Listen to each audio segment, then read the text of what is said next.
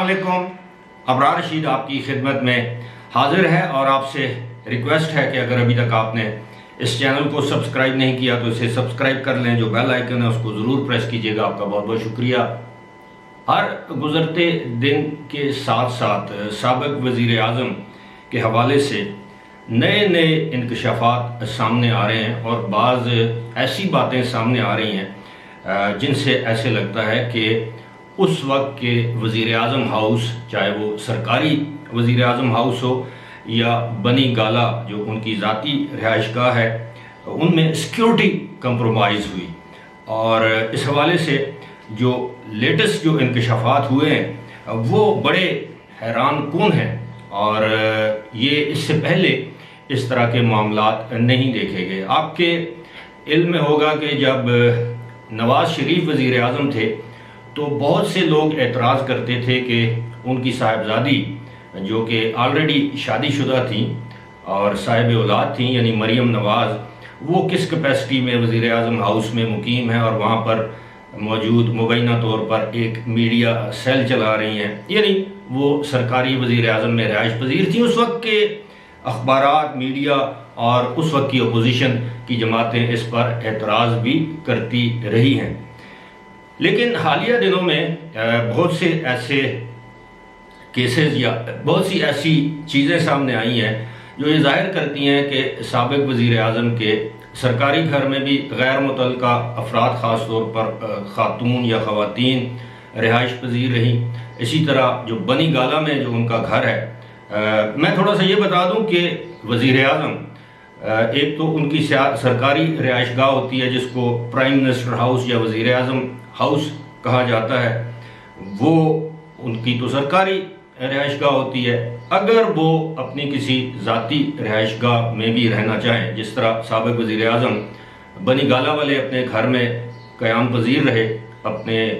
وزارت عظمیٰ کے دوران، تو سرکاری طور پر اس کو بھی وزیر اعلیٰ ہاؤس ہی ڈکلیئر کیا جاتا ہے یا سمجھا جاتا ہے، کیونکہ وزیر اعظم وہاں پر قیام پذیر ہوتے ہیں اور اس کی وہی سیکیورٹی ہوتی ہے جو سرکاری وزیر اعظم ہاؤس کی ہوتی ہے. یعنی وہاں پر پولیس تعینات ہوتی ہے، وہاں پر رینجرز کے دستے تعینات ہوتے ہیں، وہاں پر ایف سی تعینات ہوتی ہے، وہاں پر اسپیشل برانچ کے لوگ موجود ہوتے ہیں. یعنی سیکیورٹی کے جو بھی پروٹوکولز ہیں ایک وزیر اعظم کے لیے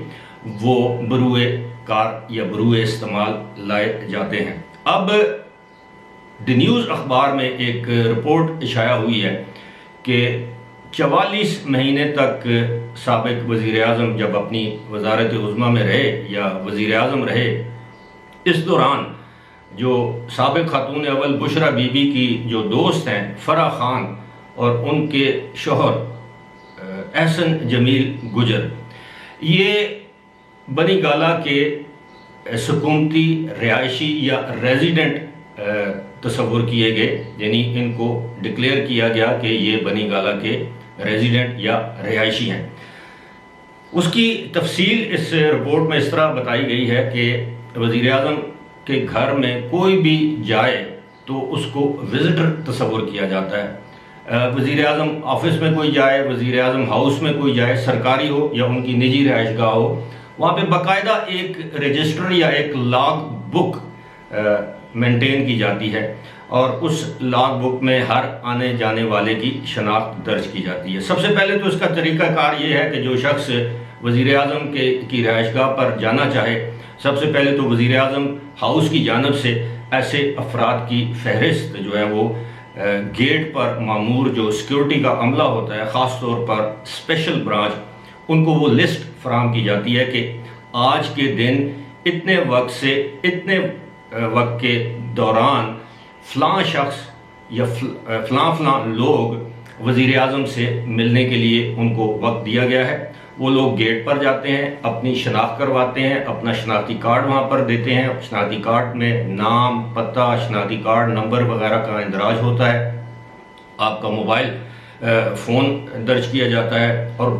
اکثر اوقات آپ کا موبائل فون وہیں پر رکھ دیا جاتا ہے. عام طور پر وزیر اعظم ہاؤس میں یا اس طرح موبائل یا کوئی بھی ڈیوائس لے جانے کی اجازت نہیں ہوتی. ہاں، اگر آپ کا کوئی پرسنل دوست ہے، کوئی عزیز رشتہ دار ہے یا فیملی ممبر ہے تو ان کو جانے کی اجازت دی جاتی ہے موبائل سمیت یا عام شناخت کیے بغیر. اب یہاں پہ صورتحال یہ ہے کہ فرح خان اور ان کے جو شوہر ہیں احسن جمیل گجر، ان کو ریزیڈنٹ کے طور پر یعنی بنی گالہ کے رہائشی کے طور پر ان کو ظاہر کیا گیا، یعنی ان کا 44 مہینے میں بنی گالہ کی رہائش گاہ میں جانے اور آنے کا کوئی اندراج نہیں ہے۔ یہ بڑی تشویشناک بات ہے۔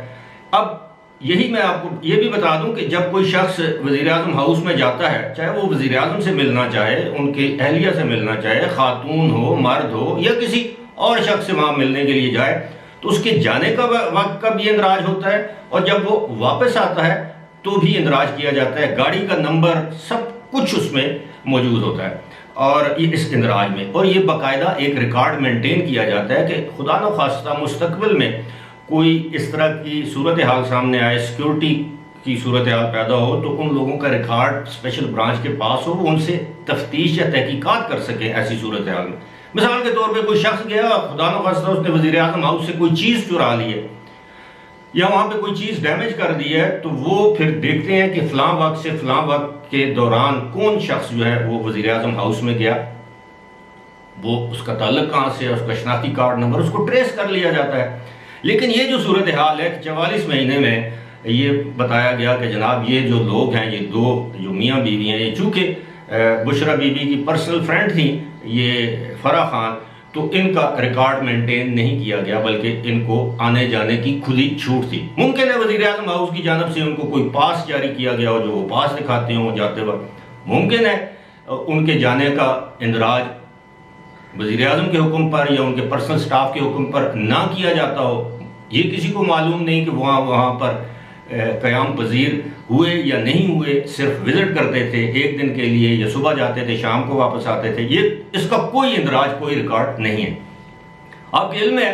کہ 3-4 دن پہلے میں نے ایک ویڈیو اس پر بنائی تھی کہ ایک خاتون کو، اب میں یہ تو نہیں کہوں گا کہ ان کو حبس بیجا میں ان کی مرضی کے خلاف جو ہے وہ وزیر اعظم ہاؤس میں رکھا گیا، لیکن اس خاتون کا دعویٰ ہے، طیبہ فاروق نامی خاتون، وہی جو سابق چیئرمین کے ساتھ جن کی مبینہ طور پر کوئی نازیبہ ویڈیو وغیرہ منظر عام پر آئی تھی، جس کے بعد ان خاتون کے بقول وزیر اعظم سابق وزیر اعظم نے نیب کے چیئرمین کو بلیک میل کیا، ان کو اپنے مخالفین کے خلاف استعمال کیا وغیرہ وغیرہ۔ لیکن جس طرح ان خاتون کا دعویٰ ہے کہ وہ 1.5 مہینے تک اس کو وزیر اعظم ہاؤس میں رکھا گیا۔ اب آپ یہ بتائیں کہ ابھی تک پی ٹی آئی یا وزیر اعظم ہاؤس یا وزیر اعظم کی جانب سے اس کی تردید نہیں کی گئی۔ اب یہ ایک ایسی خطرناک بات ہے کہ اب آپ اندازہ کیجئے کہ وہ خاتون کوئی بھی ہو سکتی تھی، وہ کسی بھی غیر ملکی ایجنسی کی پلانٹڈ خاتون ہو سکتی ہے۔ میں صرف طیبہ فاروق کو مورد الزام نہیں ٹھہرا رہا، مطلب کوئی بھی خاتون ہو سکتی ہے۔ وہ آپ کے ذہن میں ہے وہ ایک غیر ملکی خاتون سنتھیا ریچی، جس کے بڑے بڑے پاکستان کے اعلیٰ عہدیداران کے ساتھ ذاتی تعلقات تھے، وہ بغیر شناخت کرائے کسی بھی دفتر میں چلی جاتی تھی، یہاں تک کہ کچھ فوجی افسران کے ساتھ اس کی سیلفیاں ہیں، اس کی تصاویر ہیں۔ اس نے مرحوم رحمان ملک کے اوپر ایک ریپ کا ایک الزام لگایا، بعد میں ان کا پیچ اپ ہو گیا، پتہ نہیں اس کا وہ معاملہ کیا ہوا۔ رحمان ملک اس دنیا میں موجود نہیں ہے، لیکن سنتھیا ریچی کبھی کوئی پتہ نہیں، اس کی وزیر اعظم ہاؤس تک رسائی تھی، اس کے بڑے بڑے اداروں کے افسران کے ساتھ تعلقات تھے۔ میں یہ نہیں کہہ رہا کہ ناجائز تعلقات تھے، لیکن اس طرح کے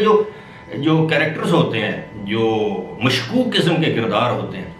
اب اس خاتون کو 1.5 مہینے تک وزیر اعظم ہاؤس میں رکھا گیا، تو ظاہر ہے 1.5 مہینے تک اس نے وزیر اعظم ہاؤس میں مختلف لوگوں سے ملاقات کی ہوگی، اپنی جان پہچان بنائی ہوگی، ممکن ہے اپنے تعلقات استوار کی ہوں۔ میں پھر کہہ رہا ہوں، میں کوئی ناجائز تعلقات کی بات نہیں کر رہا، تعلقات تو ہوتے ہیں کسی کے ساتھ بھی۔ آپ 1.5 مہینہ اگر آپ کسی جگہ پہ قیام کرتے ہیں تو وہاں کے جو ملازمین ہوتے ہیں ان کے ساتھ آپ کے تعلقات بن جاتے ہیں، جان پہچان ہو جاتی ہے، وہاں کے افسران، عہدیداران، سیکورٹی پر مامور افراد کو آپ جان لیتے ہیں، پہچان لیتے ہیں، وہ آپ کو جان لیتے ہیں، ایک پرسنل قسم کی آپ کی ان کے ساتھ ایکوائنٹنسشپ جسے ہم کہتے ہیں، شناسائی ہو جاتی ہے۔ تو یہ ساری صورتحال ایسی ہے، میں سمجھتا ہوں کہ اگرچہ اس پر اب باقاعدہ تحقیقات شروع کر دی گئی ہے کہ یہ ایسا کیوں کیا گیا ہے۔ خدا نخواستہ